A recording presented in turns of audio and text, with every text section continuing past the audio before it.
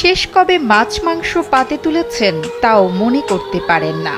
কান্না জড়িত কণ্ঠে কথাগুলো বলছিলেন বৃদ্ধ ঝুমুর আলী। স্ত্রী ও একমাত্র মেয়েকে নিয়ে খেয়ে না খেয়ে কোনো মতে দিন পার করছেন। আমার দেখার মতো লোক এই বুড়ো পৃথিবীতে নয়, কেউ দেখে না। আমার দেশের চেয়ারম্যান মিন্টু ফকির, সেও জীবনে টাকা দেখলো না। ভোটন মেম্বার, সেও কোনদিন আসে দেখ।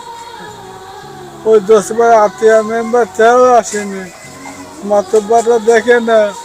আমি এত টাকা কোথায় পাবো? খাওয়া নেই, ইফতার করতে পারিনি। শাক দিয়ে ইফতার করি, সাদা মুড়ি আর শাক ঘুটা, এবার ইফতার। স্ত্রী সুফিয়া বেগম ও মেয়ে কাকুলি খাতুনকে নিয়ে 3 জনের সংসার হলেও তারা সবাই অসুস্থ। শারীরিক অসুস্থতা তাদের নিত্যসঙ্গী।